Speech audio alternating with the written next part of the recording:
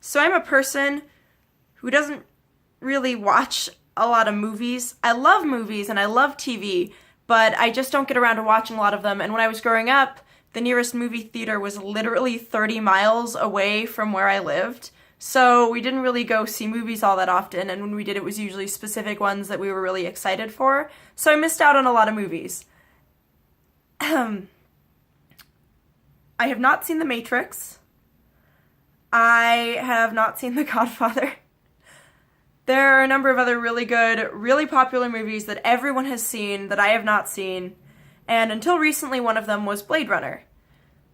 I love sci-fi. I especially love older sci-fi. I think that there's a lot of fun in the camp, but it's also really interesting seeing how people thought the future would look like in the past. So I was kind of excited for this movie. It's one of my boyfriend's favorite movies too, and he has really good taste in old sci-fi, so I took his recommendation very seriously. So we watched it, and I really liked it. Obviously, it's a classic for a reason. I think we watched the 2007 final cut. We streamed it illegally, so I don't know. And it was a really different movie than I was expecting in some ways, in that it was a much slower paced, more contemplative, character-based movie than I was expecting for a Harrison Ford movie. Granted, Ridley Scott is always amazing, so I wasn't super surprised at the quality. I was surprised by the tone and the pacing and just the kind of calmer tone that most of the movie had. It had some small action scenes, and the action scenes toward the end were really good. Of course, the actual ending of the movie itself is really beautiful and makes you feel things. I don't think the questions it asked were particularly new, the what does it mean to be human questions. But if you watch this channel, you know I'm a giant Star Trek fan, and so for me that kind of Star Trek-y question of at what point is a human a human, at what point is a person sentient, at what point do we have an obligation to preserve the rights of a creature, I really enjoy those kinds of questions and those kinds of discussions. I think the conclusion we almost always draw is that people and things that behave like people are generally deserving of rights. And so I think it's an interesting film in that the story is very well done, the concept is very, very beautifully presented. It's a very visual film, and for such an old film, I know the version I watched had some updates with some of the special effects, but all in all, even some of the 80s stuff was still very beautiful to look at and very well shot and very interesting. I just thought it was kind of a lovely film. Obviously, it wasn't amazing. It wasn't really mind-blowing. I would probably say like a 7.5 or an 8 out of 10. It was a good movie. I really, really enjoyed it and appreciated some of the questions it asked. Although there is a scene that I do have a problem with, and I feel kind of bad for Harrison Ford because he gets typecast as a very specific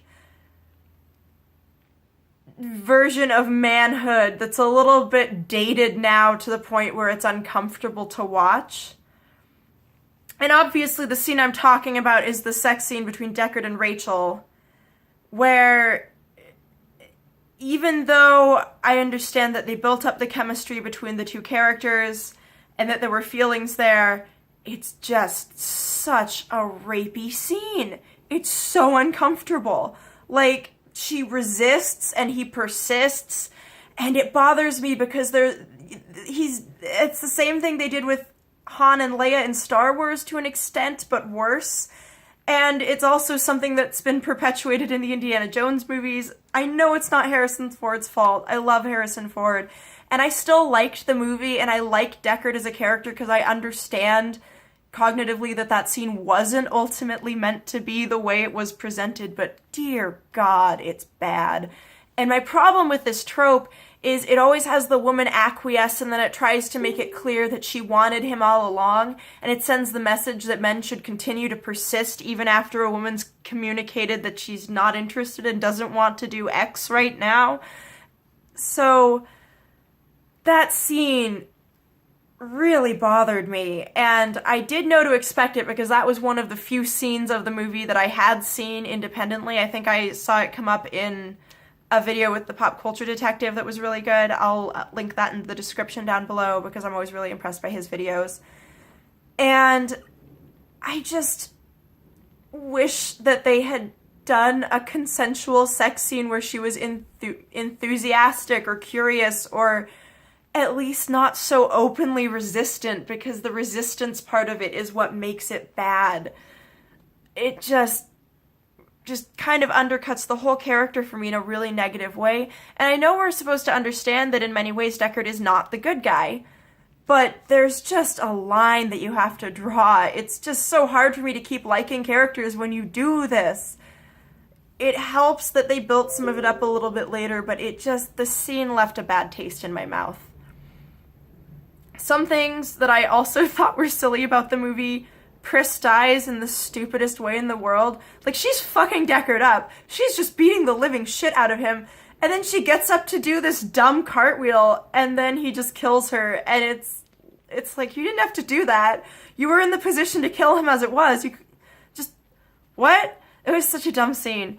And there were some other scenes that I think could have been a little more condensed. Granted, I know this movie has seen many, many, many, many changes in different cuts, and I have not seen any of them besides the one that I saw. So I know that my perspective on this movie is not the same as a true fan of the series, but for me, it definitely could have benefited maybe from a little bit of brevity in some scenes. Overall, I don't think it hurt it that much because the story was so compelling that I really cared about the entire film, and so even when it got slow, it didn't really lose me because I knew that it would get interesting again.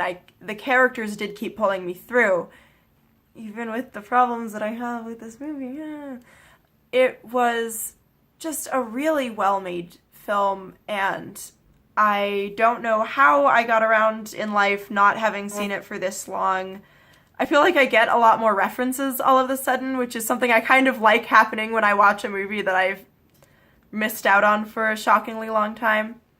So if you have any other movies that you think I should see and review, feel free to comment them down below. But if you have not seen Bladerunner, it is a very interesting movie. It's a very fun movie. Rutger Hauer is just so fun, and the ending is very poignant. I appreciated the writing especially, and I thought that it was just a fun sci-fi film.